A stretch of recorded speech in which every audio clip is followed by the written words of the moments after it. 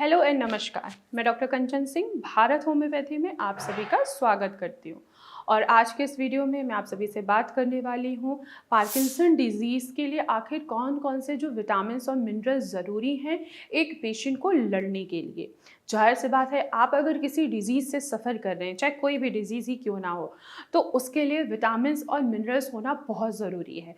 अगर आपके शरीर में विटामिन्स और मिनरल्स की कमी नहीं होगी तो ही तो आप बीमारियों से लड़ पाएंगे। सेम ऐसे ही पार्किंसन डिजीज़ है। पार्किंसन आखिर होता क्या है? पार्किंसन जो है ये क्रॉनिक प्रोग्रेसिव न्यूरोलॉजिकल डिसऑर्डर होता है, जब हमारे ब्रेन के न्यूरॉन्स यानी कि जो सेल्स हैं, जो डोपामीन है ये केमिकल जब धीरे धीरे कम होने लगता है तो हमें पार्किंसन डिजीज़ जैसी लक्षण हमें दिखाई देने स्टार्ट हो जाते हैं। अगर मैं लक्षणों की बात करूं, सिम्टम्स की बात करूं, तो हाथों में कंपन होना, आपकी जो चलने की स्पीड है वो काफ़ी स्लो हो जाना, जैसे एक छोटा बच्चा चलता है वैसे पेशेंट चलना स्टार्ट कर देते हैं।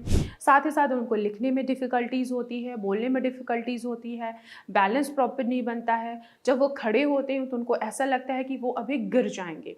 तो ये सारे लक्षण होते हैं एक पार्किंसन पेशेंट में। क्या इन लक्षणों को कंट्रोल किया जा सकता है?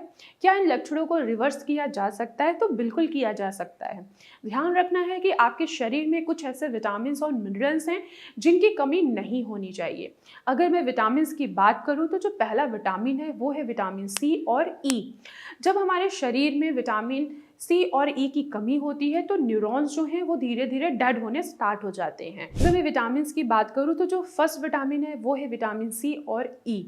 जब हमारे शरीर में विटामिन सी और ई की कमी होने लगती है तो हमारे न्यूरॉन्स जो होते हैं वो धीरे धीरे डेड होने लगते हैं, और जो ऑक्सीडेटिव स्ट्रेस आया होता है हमारे ब्रेन पे वो क्या होता है और भी ज़्यादा बढ़ना स्टार्ट हो जाता है। तो ऐसे कंडीशन में रिकवरी लाना बहुत मुश्किल हो जाता है और पेशेंट की जो पार्किंसन की डिजीज़ है वो धीरे धीरे और भी ज़्यादा बढ़नी स्टार्ट हो जाती है। तो जितने भी पार्किंसन के पेशेंट हैं उनको अपने शरीर में कभी भी विटामिन सी और विटामिन ई जो है वो कभी भी कम नहीं होने देना चाहिए। तो आप ऐसे फलों और ऐसे सब्जियों का सेवन कीजिए, ऐसे सीड्स का सेवन कीजिए जिनमें विटामिन सी और विटामिन ई पाया जाता हो। अगर मैं सीड्स की बात करूं तो आप सनफ्लावर सीड्स भी ले सकते हैं, इनमें विटामिन ई पाया जाता है। अगर मैं फ्रूट्स की बात करूं तो आप संतरा ले सकते हैं, इनमें विटामिन सी पाया जाता है। अगर मैं दूसरे विटामिन की बात करूं तो वो है बी कॉम्प्लेक्स यानी कि विटामिन बी6 और विटामिन बी12।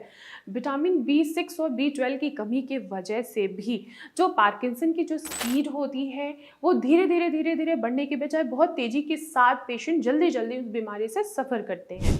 यानी कि जो उनके हाथों की कंपन होती है वो और भी ज़्यादा फास्ट होने लगती है, जो उनकी चलने की स्पीड होती है वो भी बहुत ज़्यादा स्लो हो जाती है, जो उनका प्रॉपर बैलेंस नहीं बन रहा है वो भी प्रॉपर बैलेंस नहीं बन पाता है जब आपके शरीर में विटामिन बी12 और या विटामिन बी6 की कमी होती है। तो आपको ऐसे फलों और सब्जियों का सेवन करना है, ऐसा खाना खाना है जिसमें विटामिन बी6 भी हो और विटामिन बी12 भी पाया जाता हो। थर्ड विटामिन है वो है विटामिन डी। जब भी ओपीडी में पार्किंसन के पेशेंट आते हैं, जब मैं उनकी सारे रिपोर्ट्स देखती हूँ तो अधिकतर पेशेंट के जो विटामिन डी है उनका लेवल हमेशा कम मिला होता है। तो ऐसे कंडीशन में आपको विटामिन डी के सप्लीमेंट ज़रूर लेनी चाहिए जिससे एटलीस्ट आपके शरीर में विटामिन डी की जो कमी हो रही है वो पूरी हो और आपके जो सिम्टम्स जो धीरे धीरे बढ़ रहे हैं वो धीरे धीरे कम होना स्टार्ट हो सके और आपके सिम्टम्स जो हैं वो रिवर्स हो सके।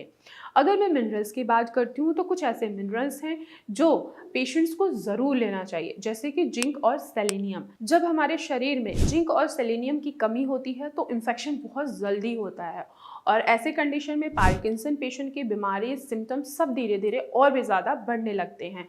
तो आपको अपने शरीर में कभी भी जिंक और सेलेनियम को कम नहीं होने देना है। इसके अलावा अगर और भी मैं मिनरल्स की बात करूँ तो वो है मैग्नीशियम। बहुत सारे पार्किंसन के पेशेंट हैं जिनको रिजिडिटी उनके मसल्स में फील होता है, मसल्स में अकड़न महसूस होता है। क्यों? क्योंकि उनका जो मैग्नीशियम का लेवल होता है वो काफ़ी कम हो जाता है। तो ऐसे कंडीशन में उनके हाथों में, पैरों में, मांसपेशियों में क्या होती है, अकड़न महसूस होती है, रिजिडिटी महसूस होती है। तो आप ऐसे फलों और सब्जियों का सेवन कीजिए, ऐसा आप खाद्य पदार्थ खाइए जिनमें मैग्नीशियम भरपूर मात्रा में मिलता हो। तो मैं आशा करती हूँ कि आपको समझ में आया होगा कि जितने भी पार्किंसन के पेशेंट हैं आखिर क्यों उनके लिए विटामिन और मिनरल बहुत ज़रूरी है। तो आज की वीडियो में बस इतना ही, फिर मैं मिलूंगी नेक्स्ट वीडियो में। तब तक के लिए धन्यवाद।